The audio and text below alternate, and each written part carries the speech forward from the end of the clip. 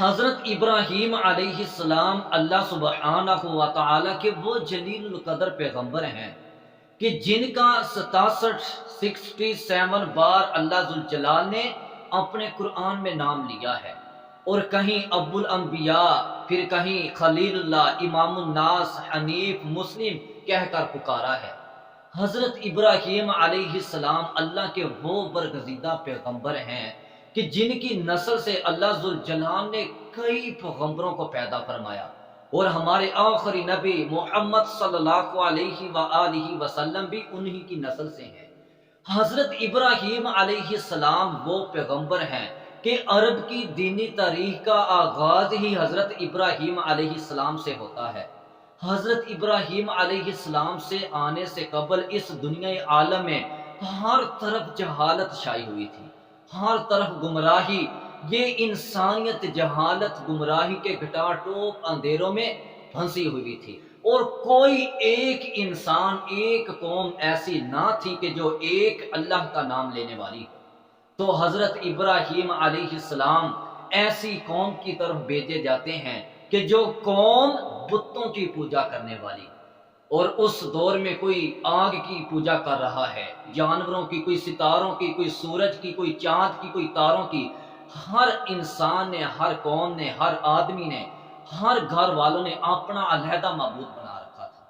اور خدا کا نام لینے والی کوئی قوم باقی نہ تھی۔ اور یہاں تک کہ جس قوم کی طرف حضرت ابراہیم علیہ السلام آتے ہیں، اس سرزمین میں، اس قوم میں ایک نمرود ظالم حکمران تھا کہ جو اپنے قوت کے زور پر لوگوں کو کہتا تھا کہ میں تمہارا رب ہوں، میری عبادت کرو، زبردستی اپنا مجسمہ بنواتا تھا۔ اور جب اس کو حضرت ابراہیم علیہ السلام کے بارے میں پتا چلا کہ ابراہیم ایک اللہ کی دعوت دے رہے ہیں، تو اسی نے آگ میں ڈالنے کا حکم جاری کر دیا۔ حضرت ابراہیم علیہ السلام ایسے گمراہی کے دور میں، ایسی ضلالت، گمراہی، جہالت کے دور میں بھیجے گئے، اور اس نور ہدایت کو کوئی آنکھ بھی پہچان نہ سکی۔ حضرت ابراہیم علیہ السلام شب و روز ایک اللہ کی دعوت دیتے رہے، یہاں تک کہ اعزائے خاص دشمن بن گئے اسی دعوت کی وجہ سے۔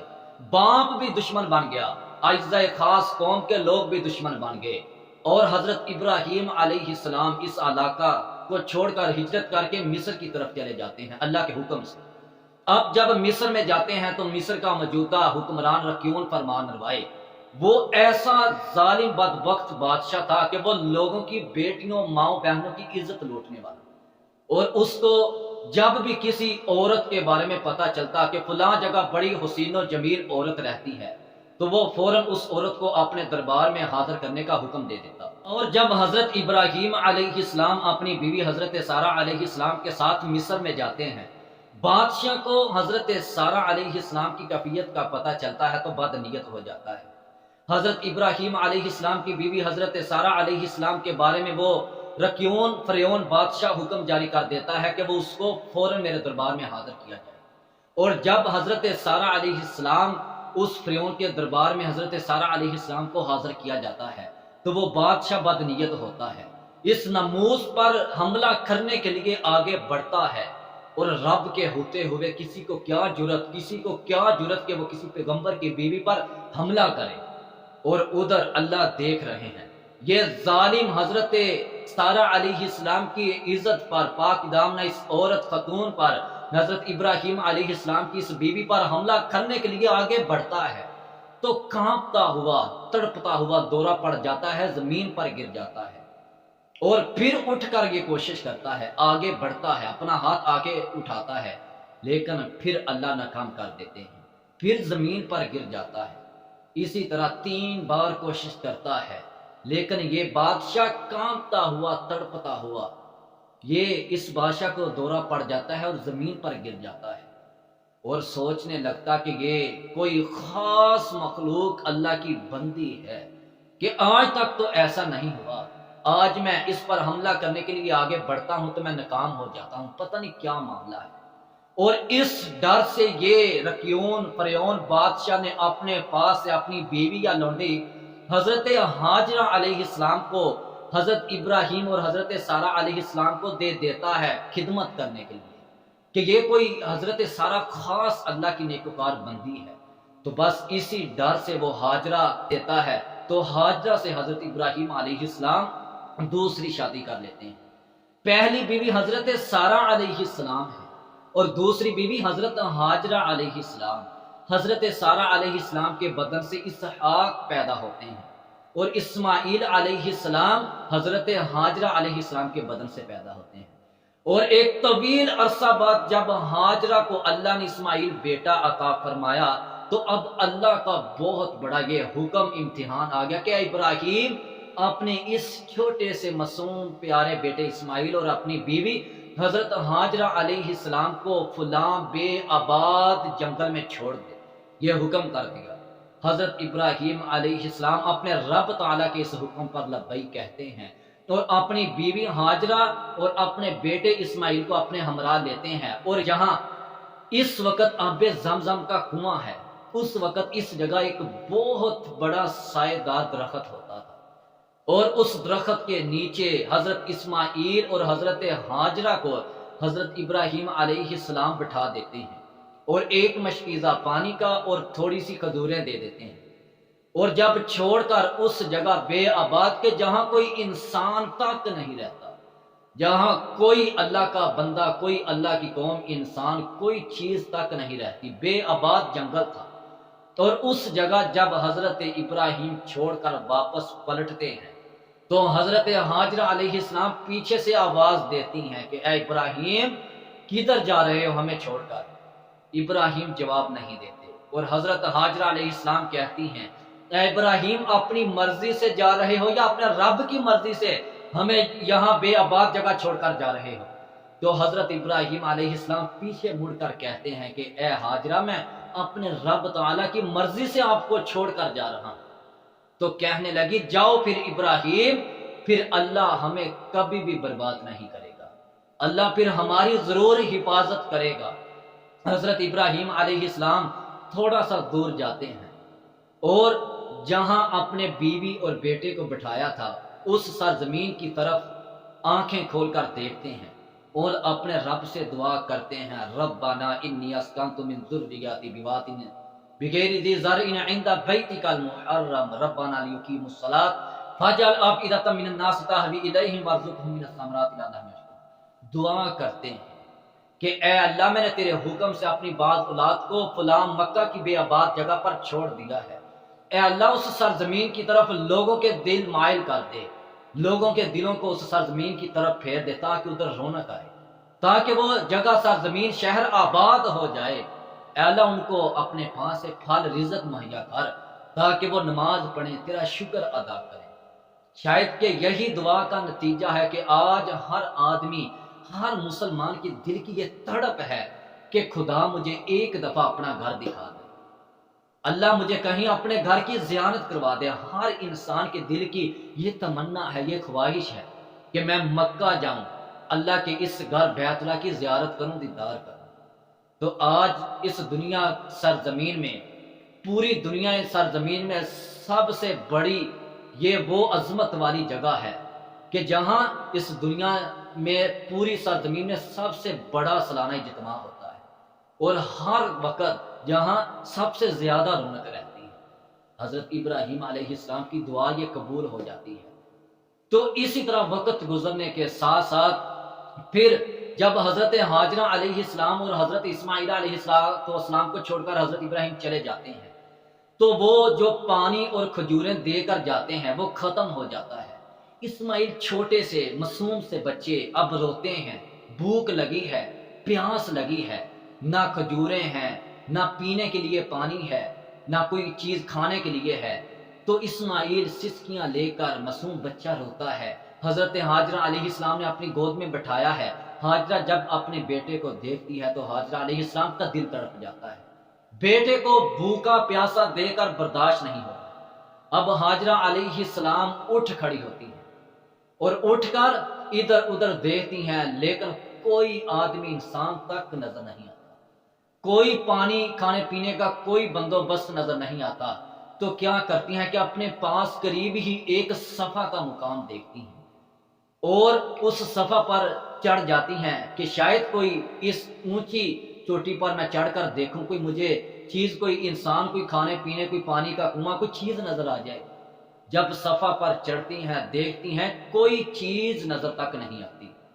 اب پریشان ہیں، صفا سے مروہ پر جاتی ہیں، صفا پر جب دیکھتی ہیں کوئی چیز نظر نہیں آتی تو پاس ہی ایک اور پہاڑ چوٹی جو مروہ کا مقام ہے وہ دیکھتی ہیں، تو اپنے لباس کو سمیٹ کر کلوز کر کے مروہ پر دوڑ کر جاتی ہیں کہ شاید اس جگہ کوئی مجھے چیز نظر آ جائے۔ اب صفا سے مروہ، مروہ سے صفا، صفا سے مروہ 7 چکر لگاتی ہیں، کوئی انسان، کوئی کھانے پینے کا بندوبست نظر نہیں آتا۔ تو حضرت ہاجرہ علیہ السلام 7 چکر لگاتی ہیں، تو اللہ کے نبی صلی اللہ علیہ وسلم نے فرمایا کہ حضرت ہاجرہ علیہ السلام نے جب سے یہ 7 چکر لگائے اسی وقت سے کعبہ کا 7 چکروں میں یہ طواف ہو رہا ہے۔ تو حضرت ہاجرہ علیہ السلام پھر جب چکر لگا کر آخر تھک کر بیٹھ جاتی ہیں، ایک آواز آتی ہے، اے اللہ کی بندی رک جا، خاموش ہو جا۔ تو حضرت ہاجرہ علیہ السلام غور کرتی ہیں تو کہنے لگتی کیا تو میری کوئی مدد کرے گا؟ فرمایا کہ میں اللہ کی طرف سے حضرت جبرائیل فرشتہ بھیجا گیا ہوں، میں تیری مدد کرنے کے لیے آیا ہوں۔ اور وہی حضرت جبرائیل علیہ السلام جہاں حضرت ابراہیم اپنے بیوی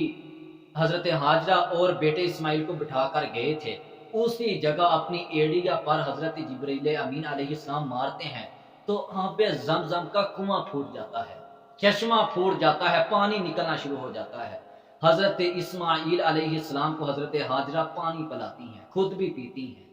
اور جلدی جلدی وہ پانی جہاں نکل رہا تھا جلدی جلدی اپنے ہاتھوں سے چلو بھر بھر کر اپنے مشکیزے کو بھرتی ہیں، پھر اس پانی کو کنٹرول کرنے کے لیے اس پانی کے چاروں طرف منڈیر بناتی ہیں۔ اللہ کے نبی صلی اللہ علیہ وسلم فرماتے ہیں کہ اللہ انہیں اسماعیل پر رحم کرے، اگر وہ اس پانی کو گھیرنے کے لیے، کنٹرول کرنے کے لیے منڈیر نہ بناتی تو یہ پانی اب زمزم کا کنواں، یہ چشمہ قیامت تک ایک بہتا ہوا پانی چشمہ بن جاتا۔ تو حضرت اسماعیل علیہ السلام کی والدہ محترمہ حضرت ہاجرہ علیہ السلام اب خود بھی پانی پیتی ہیں اور اپنے بیٹے کو بھی پلاتی ہیں۔ اللہ سکون عطا فرما دیتے ہیں، بھوک پیاس دور فرما دیتے ہیں۔ تو وقت گزرنے کے ساتھ ساتھ اسی مکہ کے قریب ایک مقام کدا کا مقام تھا، کدا کا راستہ، اس راستے جرہم قبیلے کے لوگ جا رہے تھے، سفر میں جا رہے تھے،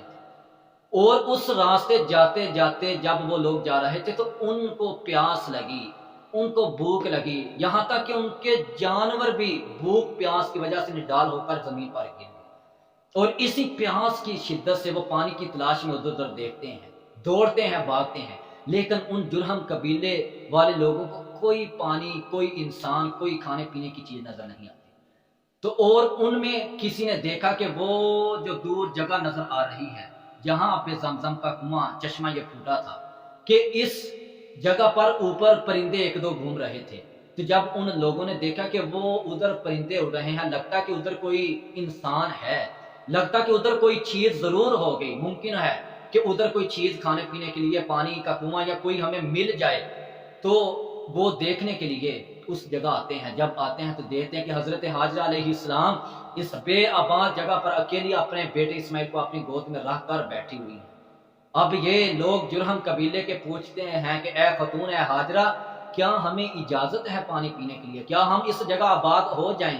تو حضرت ہاجرہ علیہ السلام تو پہلے سے یہ چاہتی تھی کہ خدا کرے کوئی یہاں لوگ انسان آ کر آباد ہو۔ تو وہ جرہم قبیلے کے لوگ آتے ہیں تو ہاجرہ علیہ السلام ان کو یہ اجازت دے دیتی ہے کہ آپ ادھر رہائش پذیر ہو سکتے ہیں، لیکن اس پانی پر حکومت میری ہو۔ اب دیکھیں جرہم قبیلے کے وہ لوگ آتے ہیں، ادھر آباد ہو جاتے ہیں، دیکھیں اب کس طرح یہ مکہ کی سرزمین، یہ شہر اللہ کا آباد ہو رہا ہے، اور وہ لوگ ادھر آ کر آباد ہو جاتے ہیں، پانی پیتے ہیں۔ اسماعیل علیہ السلام انہی جرہم قبیلے کے لوگوں میں پرورش پاتے ہیں، بڑے ہوتے ہیں، اور حضرت اسماعیل علیہ السلام بڑے جوان، بڑے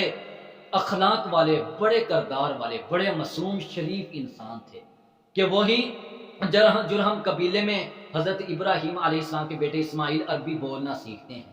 اور انہی جرہم قبیلے میں ان کی شادی ہو جاتی ہے۔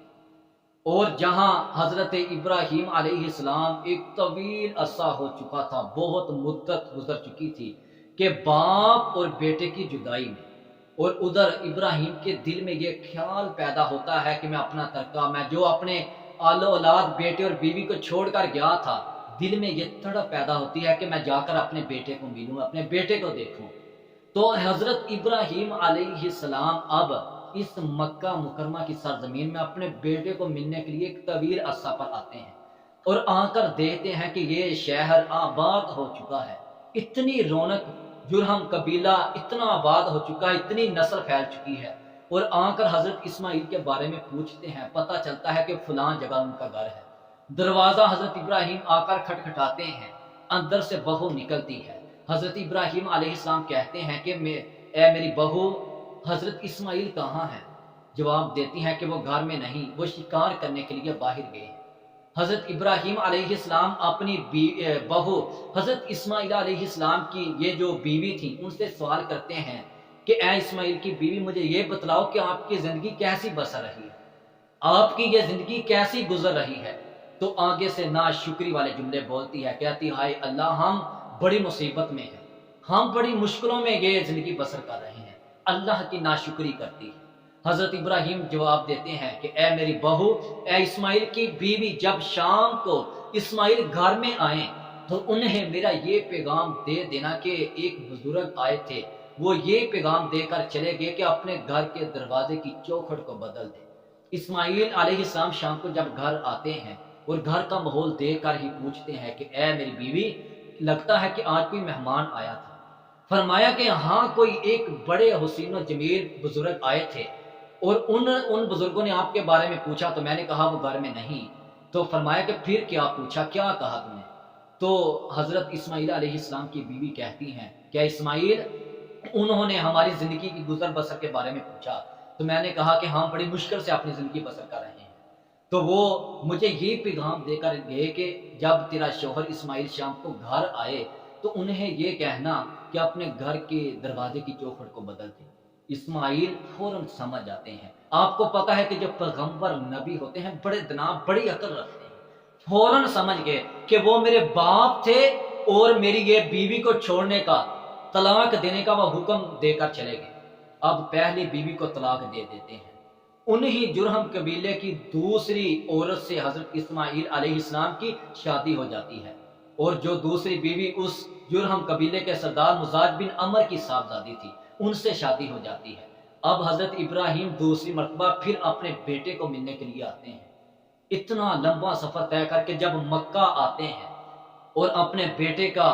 گھر کا دروازہ آ کر کھٹکھٹاتے ہیں، اندر سے بہو نکلتی ہیں۔ حضرت ابراہیم ان کو حضرت اسماعیل کے بارے میں پوچھتے ہیں، لیکن دوسری بار پھر حضرت اسماعیل گھر میں موجود نہیں۔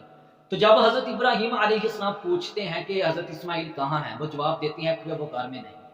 تو گزر بسر کے بارے میں، زندگی کے بارے میں، حالات کے بارے میں پوچھتے ہیں کہ اے اسماعیل کی بیوی، ہے میری بہو، یہ زندگی کیسی بسر ہو رہی ہے؟ تو کہتی ہیں کہ اللہ کا شکر ہے، اس رب تعالیٰ کا بڑا شکر ہے کہ ہم بڑے سکون سے، الحمدللہ، جس حال میں بھی ہیں، بڑے اللہ کا شکر ہے، بڑا سکون ہے، بڑی اللہ کی رحمت ہے کہ ہم بڑے سکون سے اپنی زندگی بسر کر رہے ہیں، ہم پانی پیتے ہیں، گوشت کھاتے ہیں، اللہ کا شکر ہے۔ اور کہنے لگے اے میری بہو، اے اسماعیل کی بیوی، جب شام کو حضرت اسماعیل علیہ السلام گھر میں آئے تو انہیں یہ کہہ دینا کہ ایک بزرگ آئے تھے، وہ یہ پیغام دے کر چلے گئے کہ جب تیرا شوہر شام کو آئے انہیں یہ کہنا کہ اپنے گھر کے دروازے کی چوکھٹ کو برقرار رکھ۔ اسماعیل شام کو آتے ہیں۔ اسماعیل علیہ السلام جب شام کو آتے ہیں، گھر کا ماحول دیکھتے ہیں، پوچھتے ہیں کہ لگتا آج کوئی مہمان آیا تھا؟ بیوی کہنے لگی ہاں، ایک بزرگ آئے تھے اور وہ حالات زندگی کے بارے میں پوچھ رہے تھے۔ تو میں نے کہا کہ اسماعیل تو گھر میں نہیں، لیکن الحمدللہ، اللہ کا شکر ہے، بڑی سکون سے زندگی بسر ہو رہی ہے۔ تو اسماعیل کہتے ہیں میری بیوی، پھر کیا وہ کہتے تھے؟ تو حضرت اسماعیل علیہ السلام کی بیوی کہنے لگی کہ وہ یہ پیغام دے کر چلے گئے کہ جب تیرا شوہر شام کو آئے انہیں یہ کہنا کہ اپنے گھر کے دروازے کی چوکھٹ کو برقرار رکھ۔ تو حضرت اسماعیل علیہ السلام سمجھ گئے کہ میرے باپ حضرت ابراہیم علیہ السلام مجھے یہ کہہ کر چلے گئے، یہ پیغام دے کر چلے گئے کہ اپنی بیوی کے ساتھ زندگی بسر کر، یہ تیری اللہ کی نیک بندی بیوی ہے۔ تو حضرت ابراہیم علیہ السلام اب پھر تیسری مرتبہ اپنے بیٹے اسماعیل کو ملنے کے لیے مکہ کی سرزمین میں آتے ہیں، اور جب مکہ مکرمہ آتے ہیں بہت زندگی کا ایک طویل عرصہ مدت گزر چکی ہے، اور باپ کے دل میں یہ بڑی تڑپ ہے، بڑی طلب ہے، بڑی خواہش تمنا آرزو ہے کہ کاش کہ میرے بیٹے کے ساتھ میری ملاقات ہو جائے۔ حضرت ابراہیم علیہ السلام اب تیسری مرتبہ مکہ مکرمہ آتے ہیں اور بیٹے کے بارے میں پوچھتے ہیں۔ بیٹا جہاں پہ زمزم کا کنواں ہے اس مقام پر ایک بہت بڑا جو درخت تھا اس کے سائے کے نیچے بیٹھ کر حضرت ابراہیم علیہ السلام کے بیٹے اسماعیل اپنے تیر درست کر رہے تھے، اور ادھر سے ابراہیم علیہ السلام آتے ہیں اور آواز دیتے ہیں میرے بیٹے اسماعیل، اے میرے بیٹا اسماعیل۔ اسماعیل علیہ السلام باپ کے چہرے پر نظر مارتے ہیں، سمجھ جاتے ہیں آج میرے ابو آ گئے، آج میرے باپ حضرت ابراہیم علیہ السلام آ گئے۔ فوراً اٹھ کھڑے ہوئے اور گلے لگ کر بڑے جوش و جذبہ کے ساتھ ملتے ہیں، اور خدا جانتا ہے کہ بیٹے اور باپ کے دل میں کتنی تڑپ تھی، اور کیسے وہ آپس میں کتنی محبت پیار، کتنی ان کو خوشی ہوئی آپس میں ایک بڑی زندگی کے عرصہ بعد، بڑی مدت طویل عرصہ بعد جب ملے۔ تو حضرت ابراہیم علیہ السلام جب اپنے بیٹے کو ملتے ہیں تو کہتے ہیں کہ اے میرے بیٹے اسماعیل، اس جگہ یہ جو اشارہ کر کے کہ جہاں اللہ کا گھر بیت اللہ ہے، یہ ایک ٹیلے کی شکل میں تھا، اور برسات کے موسم میں آس پاس سے پانی گزر جاتا تھا، اور یہ ایک نشان باقی تھا۔ تو حضرت ابراہیم علیہ السلام اپنے بیٹے اسماعیل کو کہتے ہیں میرے بیٹے اسماعیل، ہم نے اس جگہ اللہ کا گھر تعمیر کرنا ہے۔ اسماعیل علیہ السلام کہتے ہیں اے میرے ابو، اے میرے باپ ابراہیم، میں الحمدللہ تیار ہوں۔ اب انہیں حضرت ابراہیم علیہ السلام اور حضرت اسماعیل علیہ السلام اس جگہ کعبہ کی دیواروں کو کھڑا کرتے ہیں، اور قرآن فرماتا ہے وَإِذْ يَرْفَعُ إِبْرَاهِيمُ الْقَوَاعِدَ مِنَ الْبَيْتِ وَإِسْمَاعِيلُ رَبَّنَا تَقَبَّلْ مِنَّا إِنَّكَ أَنْتَ السَّمِيعُ الْعَلِيمُ۔ اور اس وقت کو یاد کرو کہ جب حضرت ابراہیم علیہ السلام اور ان کے بیٹے اس کعبہ کی دیواروں کو کھڑا کر رہے تھے اور اللہ سے دعا کر رہے تھے ربنا تقبل منا انک انت السمیع العلیم، اے اللہ تو ہم سے یہ قبول فرما، تو سننے والا ہے، جاننے والا ہے۔ حضرت ابراہیم علیہ السلام اور بیٹا اسماعیل علیہ السلام باپ بیٹا مل کر اس کعبہ کو تعمیر کرتے ہیں۔ بیٹا پتھر لا لا کر اپنے باپ کو دیتا ہے، اور حضرت ابراہیم علیہ السلام کعبہ کی دیواروں پر ان پتھروں کو نصب کرتے جاتے ہیں، اور جب کعبہ کی دیواریں اس اللہ کے گھر مکہ کی بیت اللہ کی دیواریں اونچی ہو جاتی ہیں تو باپ اور بیٹا ایک بڑا پتھر پکڑ کر دیواروں کے پاس رکھتے ہیں۔ اب اس پتھر پر حضرت ابراہیم علیہ السلام کھڑا ہو کر اس کعبہ کی دیواروں کو تعمیر کرتے جا رہے ہیں اور دعا کر رہے ہیں ربنا وجعلنا مسلمین لک ومن ذریاتنا امۃ مسلمۃ لک وارنا مناسکنا وتب علینا انک انت التواب الرحیم۔ اللہ سے دعا کرتے جاتے ہیں اللہ ہمیں اپنا فرما بردار بنا دے، اللہ ہماری آل و اولاد ہماری اس امت کو اپنا فرما بردار بنا دے، اللہ ہمیں حج کرنے کے، اپنی عبادت کرنے کے طریقے بتلا، اللہ ہمیں معاف کر دے تو توبہ قبول کرنے والا ہے۔ یہ دعا کرتے جاتے ہیں ربنا وابعث فیہم رسولا منہم، اے اللہ اس گھر میں اس سرزمین میں کوئی رسول بھیج کہ جو ان لوگوں کو تیری کتاب قرآن کریم آیات پڑھ پڑھ کر ان لوگوں کو پاک کرے۔